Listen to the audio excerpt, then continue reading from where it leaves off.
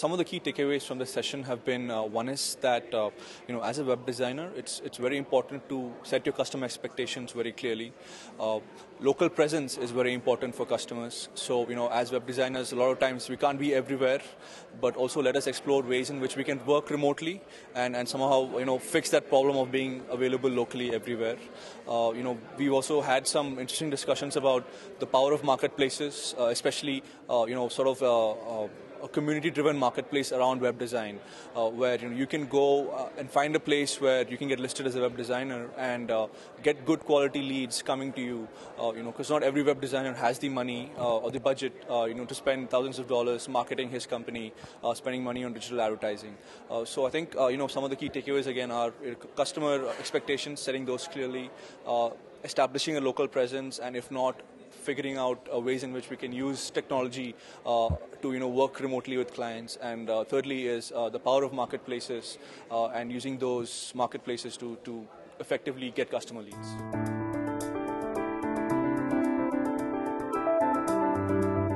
We're talking about a very interesting topic. Basically, how do we grow our website design business? A lot of you are freelancers or you run small web design companies, and one of the challenges is how do you scale that business effectively? What are some of the challenges that you might encounter? So let me just spend a few minutes kind of setting the stage. What is the market opportunity here? And some of you might have seen this in Bhavin's presentation yesterday.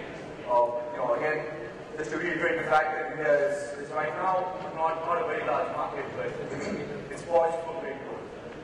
So we expect about 10 million domain names by 2016 in India. And how big does that make the web design market? How big does that make the web design market in India? That's about $1.2 trillion. That's a huge market, for all of us to have, right? As web designers, it's a great opportunity, and it's only going to get better. So the market is great. We've got, and there are thousands of designers all over India, spread out over all the cities. But I think we need to ask ourselves: are we effectively tapping this market? Are we? I constantly hear stories from customers about them not being able to find a good designer, them not knowing where to go to find a good web designer.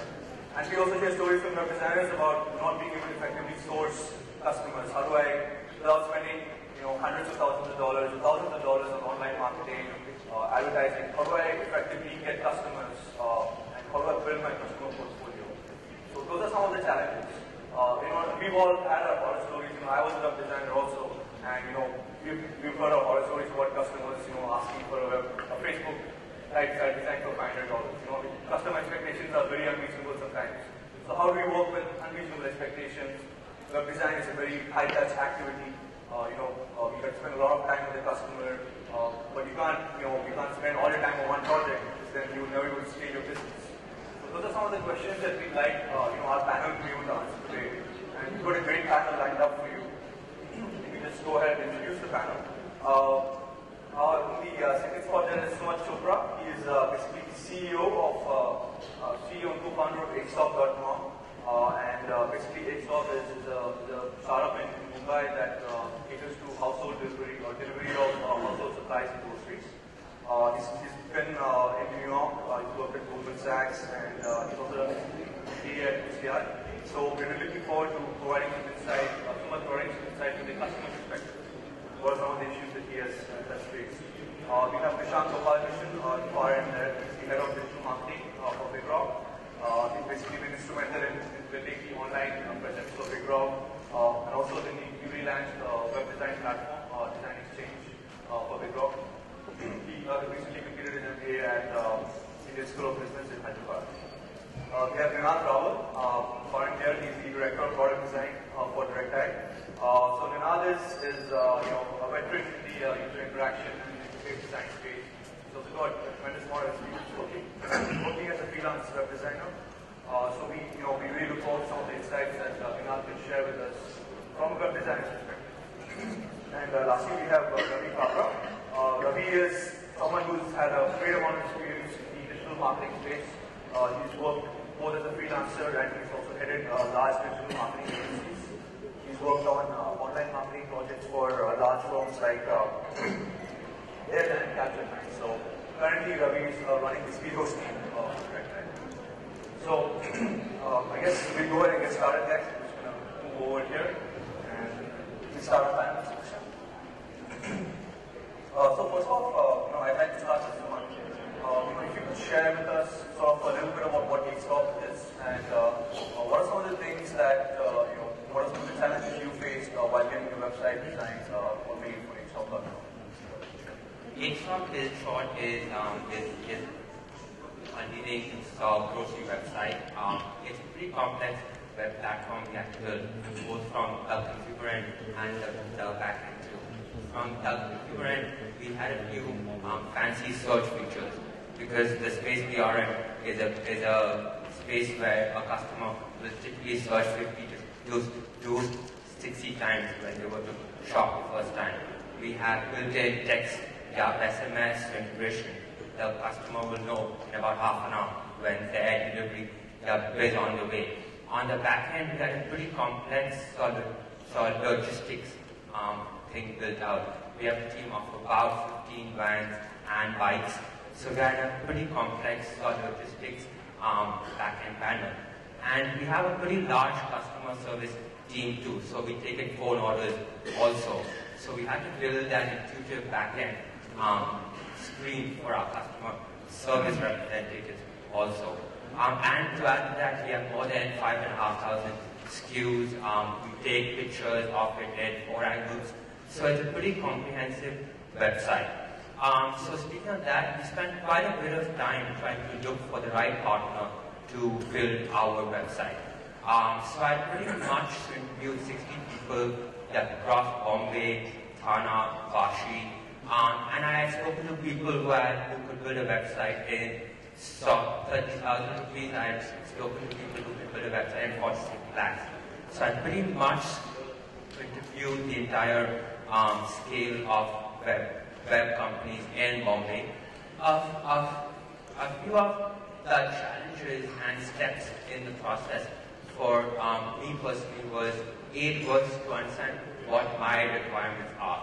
So I pretty much spent a month looking at the top few e-commerce sites in the world, had ordered from there, looked to understand what are my needs, what do I exactly need. So I pretty much documented that in a 10-page document, but that takes time and is very challenging.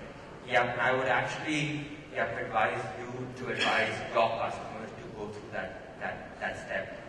The next kind of piece was to kind of see if we should go the open source way or if we should kind of build our own PHP star.net custom platform. So we kind of spent some time trying to look at Magento, Joomla, a few of the top open source platforms, and we kind of found out that there was quite a bit of customization that we had to build in. So we didn't quite go the open source way, but it is a huge challenge to understand if one should go the open source way or not. The third piece is trying to find the right team. So as I mentioned, we have spoken to 360 teams, and it is pretty tough to judge a team through a couple of short meetings. So we kind of had a list of 5 or 6 things which I can walk through at some point that we look for in the right technology partner. And the last piece was, I was a techie by background. So it was important for me to have a good conversation with my team. So I did want to make sure that my team would hear the feedback that I had, would have calls with me every day, if not, sort 2 times a day. So to build a good conversation with my team was important also. So I pretty much say these 4 were the key steps, and everyone had its own set of issues. Great, thanks so much. So now, Ravi, if you guys want to kind of share your experience about how would you address some of these challenges that's raised?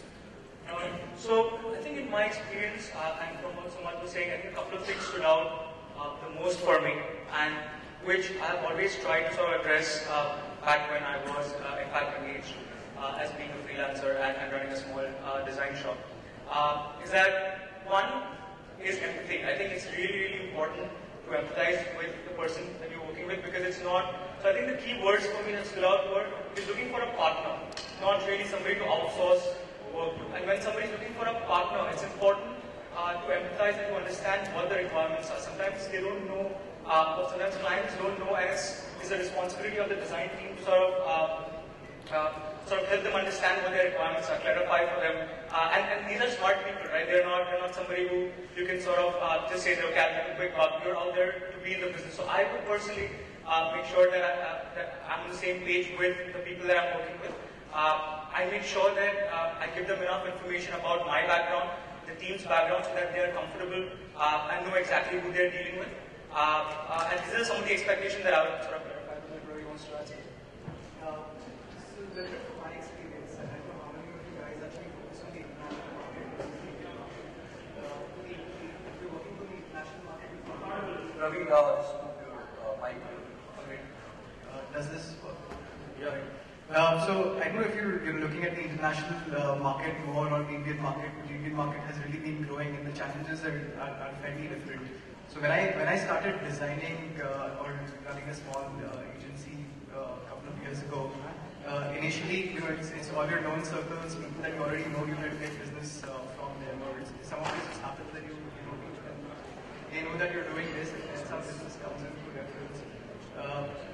Then you try to make sure that there's constant flow of business coming in, and international was a significant market one looks at, especially given the dollar difference. There's some challenges working remotely with clients. And I guess a lot of designers that I know have figured out a way of interacting on email, sending their portfolios, getting some work done. Now, very interestingly, the Indian market is growing, and same designers are now looking at the Indian market as well. And the challenges here are going to be much different. It require you to kind of go and meet the client, make presentations, etc. And design is something where most companies will want a designer who's close. Especially, and that's why people have preferred getting a designer that's located somewhere close to where they are, someone who can come sit with them, understand what they really need.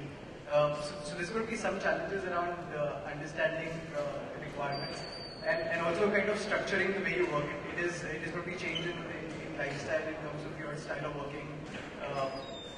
Client meetings are going to take a certain amount of time. You have to balance the back and forth that you're going to do with clients, so some of those things will come into play. I think process is also one thing that a lot of times we miss out on, and later on to make ourselves more efficient and grow business, processes start playing a big role, and really simple processes of communication. If you're the one running around and you need someone else helping you with emails and constant interaction. As soon as you've done your meeting with the client and you're back, it's important that the follow-up email is going to the client. So a lot of these aspects sometimes get missed when you're running a small agency, and making sure that you're fairly organized. If you're alone, if you're running a small team, sometimes you need to distribute responsibilities. When you're running a small design shop, you do a lot of things yourself, and you're not really looking at delegating responsibilities. So you're trying to look at some change in terms of delegating responsibilities, some processes in terms of saying, okay, how many iterations are you willing to do with the client, what are you going to send out first, and maybe freeze on a design. You have to put your step-by-step process in place, and all these things does make a big difference. The client exactly knows what it looks like, and they know when it's kind of going on board and what's reasonable and what's unreasonable. Sometimes project can become completely unviable. If you're coding very low, then you can't be putting in too much time to do multiple iterations. If you're coding very high, then the client may not be willing to pay that kind of money. So it's important to kind of tell the client what is he going to get for that much money. Yeah. So on that note, I remember someone also mentioned that he spoke to designers right from you do a project $30,000 right up to 30 lakhs, if you see that. So it's also, and to highlight at this point, it's also important to be very clear about sort of your business model and what you're going to, and how you're going to sort of pitch your code to the client, because this is one of the first few interactions you're having with the client, and it feels that you're still unsure. Are you trying to get the most out of this project because it's a big project or a small project? Then you want to put off the client up front. So this decide and be very, very strong about sort of what business model you work under. You could be billing by the hour, you could be billing by the project, you could be billing, a lump sum as a whole, you could be billing for the number of iterations. Many designers work in that. So whatever be your model, whatever works best for you, be very, very clear and upfront about that when you sort of putting a price to a potential. So, it's interesting that you speak about process, because at Big Rock, what we did was, when we launched 2 years back, we started off a custom website design product. Marvin spoke about the market being $1.2 trillion. And we said, wow, this is a great market. Potentially max 20% of customers will want to use a do-it-yourself website builder tool. The rest would want custom design, have niche requirements, bunch of other things. So what did we do? We launched something called as a build it for me product. We had it specified to the team. We had very, very neat workflow system actually made out in which the designers can interact with customers online. We had set up a cap in terms of the number of iterations. So, a designer will come back to you, say for example, in 3 days with a basic design. You give him feedback, then he comes back to you in a week's time. So I think theoretically, the process was very strong. If I could share some of the challenges that we face in terms of actually executing that product, one of them would be in terms of the onus on the designer. In this case, it would be Big Rock.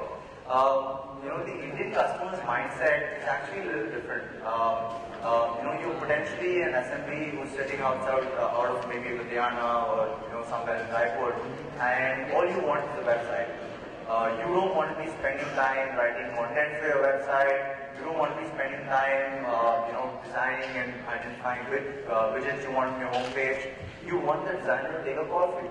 And I think as a large-scale business like Big Rock, when we try to build that into the process itself, right? That's why we face challenges.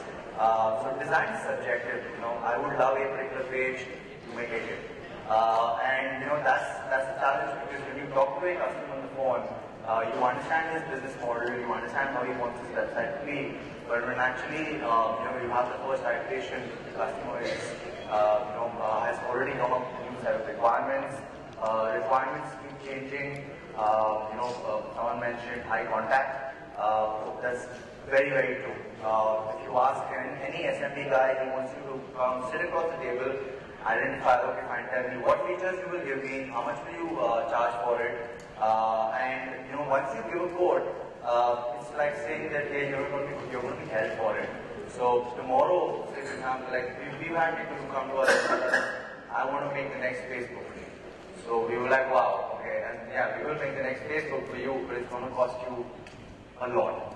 And I think that lack of that expectation mismatch is potentially what really stops website designers from scaling.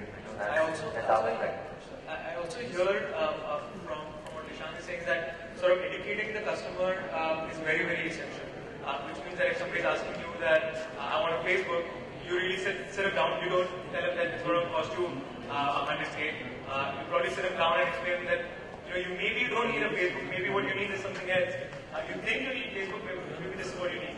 So I think setting expectations and educating the customer, like I said, tying to my first point, really empathizing with him, because you have a very different perspective from him. He's a business owner, he's smart guy, no doubt about that. But you need to still empathize with him and sort of educate him. That's what I think. I think, in my experience, what's happened a lot is customers will look at a very marquee site and they just tell you, I want that. And then you have to accept that.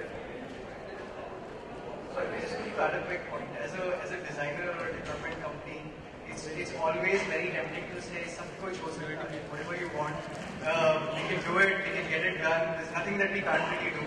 Ask for it. We can do it all with the experts and everything. We want a Google website. We've got the best Google team. We want a Magento site. There's no one better in this country than we are. You want anything that you want. You really right.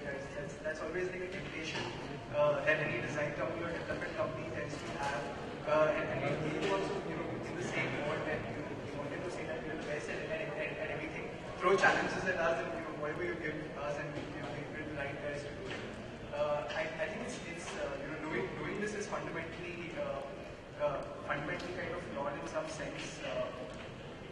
it's very tempting. You're getting a client and you want to, it's business that you see right in front of you, and you want that business. You don't want to lose a couple of thousand or lakh rupees of revenue. So you're very tempted to say, हाँ वो हो जाएगा, and अगर नहीं भी होगा तो I'll get a friend of mine to do it, and still kind of deliver the project. But what you're then doing is you're telling the customer, I'm not really an expert in anything, but you're trying to say I'm an expert in everything. You're not telling them I'm an expert in this A, B, and C. And it's always better these days to just position yourself in one single niche, one single category, and say you're the expert in this. You're the expert in this industry, this kind of website. The more specific you become, the stronger your position is going to be. Make sure that there's enough market for what you're looking at, becoming a specialist at. But really pick one thing and try to be like really awesome at that, and avoid this temptation of trying to do a one-stop shop for everything. It's very tempting, but sometimes it's good to let some business go. Refer this business to your friends who are good at that, and tell the customer, okay, for that, he's the guy that you go to, and the same, your friend can then be referring business back to you for things that you are good at. So try to build some reciprocal relations of that sort, and try to say no to certain things, and create a niche. I remember for the small hosting website that we needed at one point, we didn't have enough in-house resources. We just did an online search to figure out who's good at building. We just needed a designer and we needed something really quick. Our trick was very simple. It was just based on the fact who's built a hosting-related website before, because that guy is going to understand that domain, and you don't have to, tell him when we need server, pictures of server, we do this. And we came across this one company which only half their portfolio was only hosting company websites. So while even if their design was slightly below what you would have wanted, given that they already understood the domain and themselves as an expert in something, it became very tempting as someone giving a project to give the project to them. I think Ravi, that's a great insight from the web designer's perspective. Both from running a large brand, agency, and as a freelancer. But I'd like to go back to the customer. I think we've covered some of the challenges that we face when dealing with customers' expectations. But as a web designer, how do I get customers effective? And I'd like to talk to maybe Sumanth about sharing your experience about what are some of the things that you looked at when choosing a web designer. What are some of the strategies that you use, the criteria that you looked at, research for web design? So we kind of look to build a quantitative approach to our search process. So amongst the 61 firms we spoke with, we narrowed it down to about 10 companies. And we picked a list of 6 key factors. A was the expert factor. What we wanted to build, have them built it, in the past. Can they effectively not only show their work but talk about it in a technical manner? So the proof and the expert factor was huge. So the next factor was the team building side of things. Can we work as a team? So their team, their 4 or 5 people who will be focused on our work, and the 2 or 3 people on our team, can we be friends and can we work as a team? So that camaraderie was an extremely important factor too, because our project was a pretty long project, so it was a 6 to 8 month project. The next important thing was a location piece. Being close to where we work was extremely so important for us, because once again we wanted to work very closely with the team. So we spoke with teams in Thailand, Delhi, Bangalore, really smart teams. But we knew that if we wanted this minor bug fix and we wanted the design to be this instead of that, it would be very tough to do it through a Skype conversation or a phone conversation. Just being there, explaining the issue face to face would have been much simpler. So being close to where we work was an important factor. The next point was post-go live support. Very few people could put their money where their mouth is, meaning that they could say, for 6 months post-go live, we will give you free support for the work we have done. If you want enhancements, yes, so you need to pay for it. But if there is something we have done in the past which is wrong, we will fix it free. So we will stand by the work we do. So kind of the free go live support was was the decisive factor between two of the firms we had kind of shortlisted. The next factor was the X factor.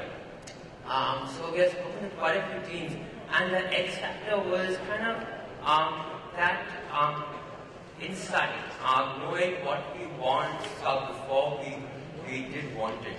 And that, the insight came in just a few teams. When we spoke to them, we kind of knew that before we spoke it, they spoke our words. So that X factor was a key thing. And the last point was cost. For what we are going to get, how much are we paying, and doing that sort of analysis was important for us. So these 6 factors were kind of the key factors we had looked at from the. It's interesting that you brought up maintenance. There are website designers who actually reached out to Bedrock. They focus only on maintaining existing websites. So, adding to Ravi's point about taking a core competency, that's their competence. They will maintain websites for you, they will be available for you 24/7.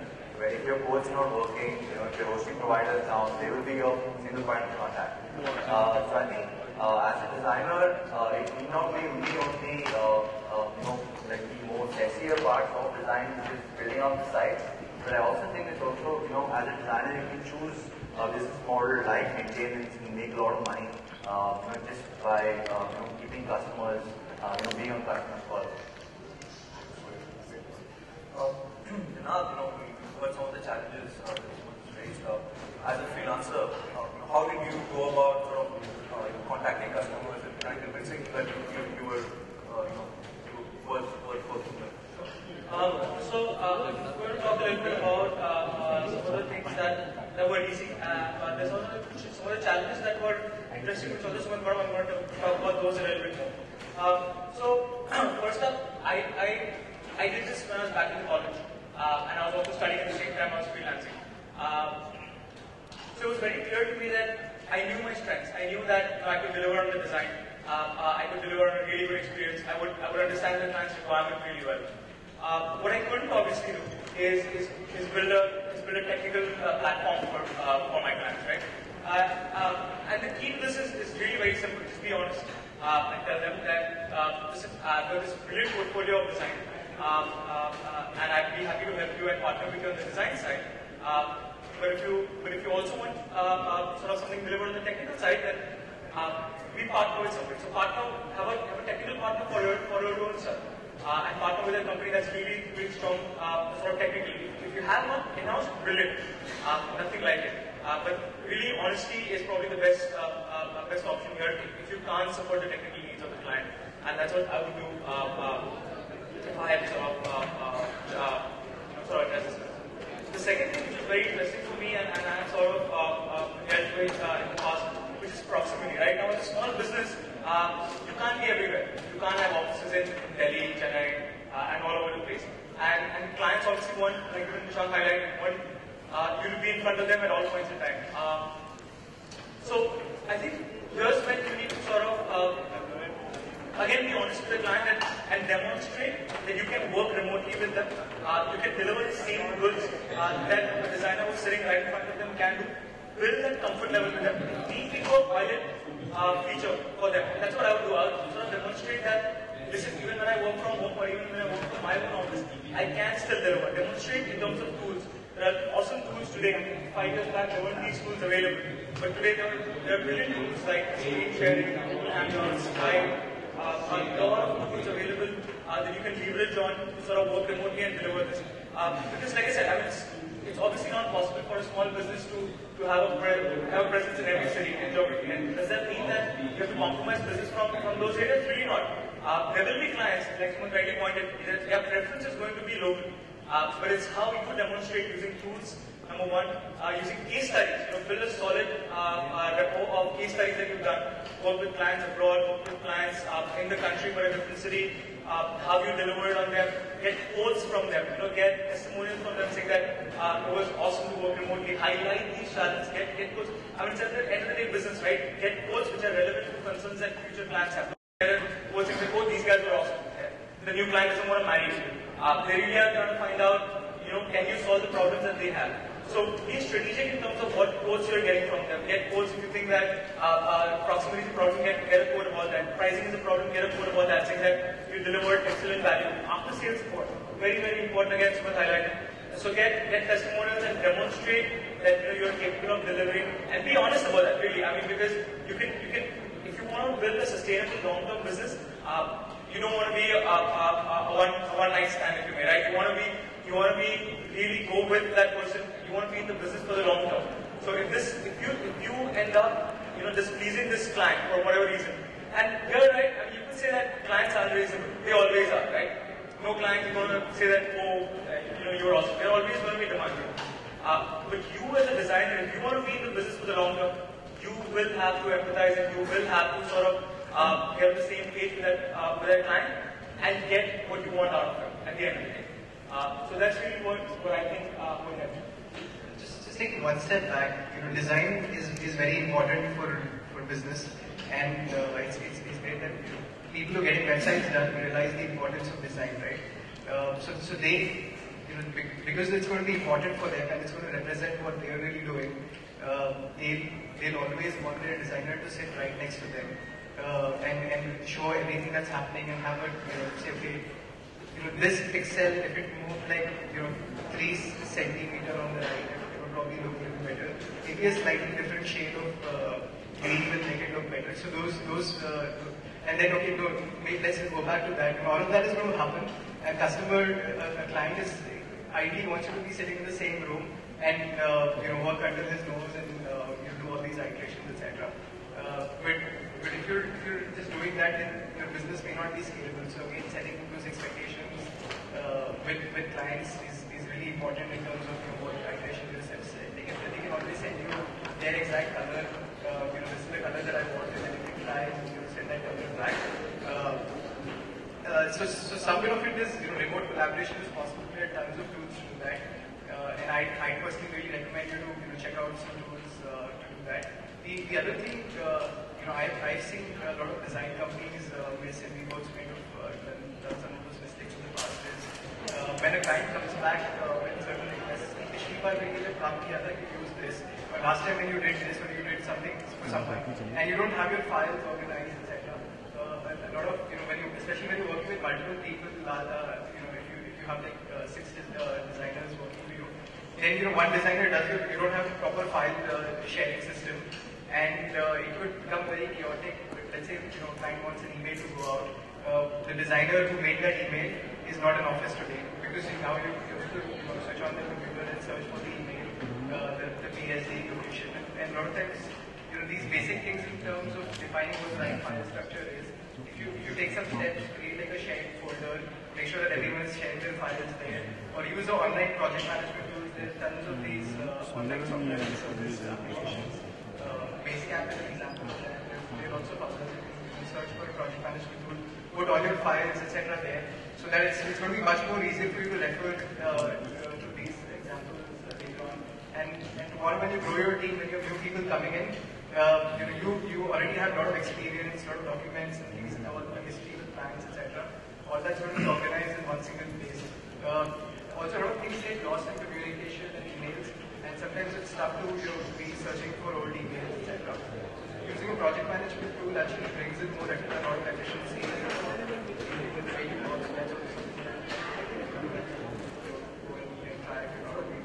So Ravi, just highlighted some of the things that you looked at. How did we go about searching for attributes, and we get some of kind of addressing some of those. But I'm still struggling internally to figure out how do customers know where to go to web designers, and how do web designers know where to get customers from. There are two very large. It's a large market, and there's a lot of customers, a lot of designers. How do the two pieces sort of come together? Right? So this is really interesting, right? So what you're really asking is that how does a freelance designer or a small company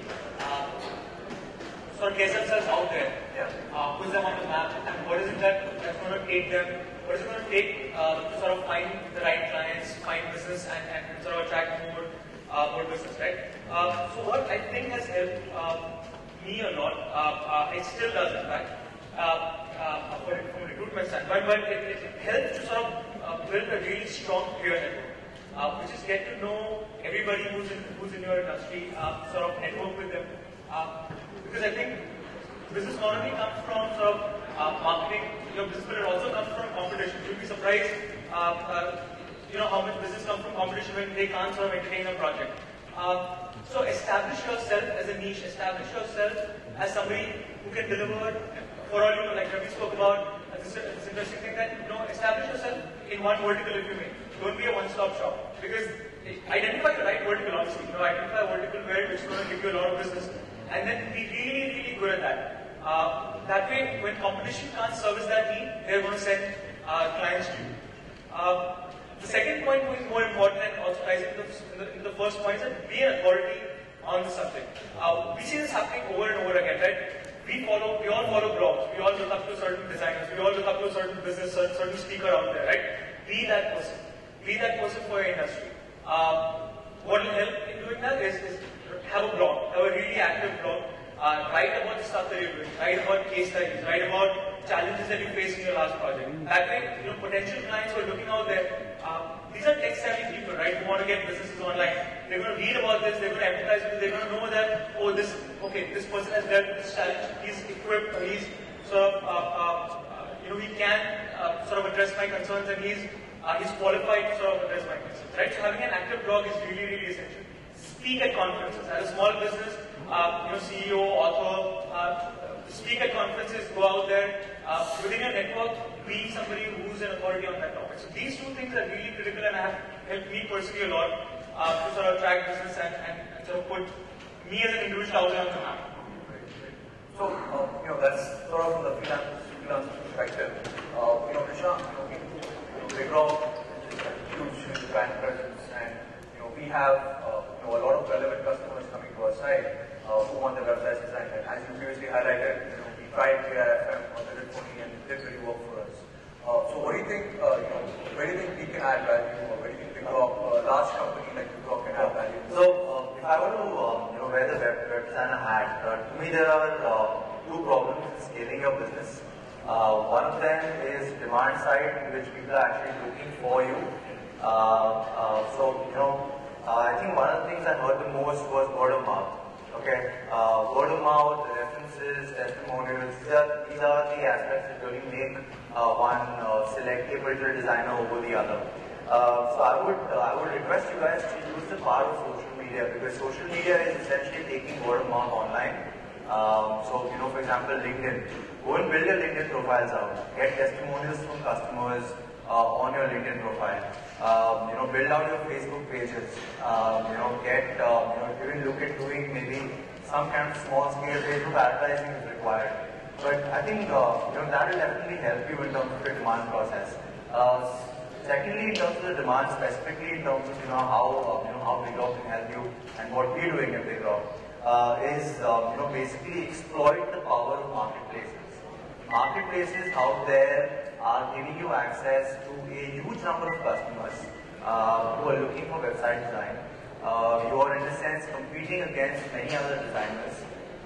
So say for example, we've just launched this initiative for a design exchange, and I think most of you guys have already been knowing about it.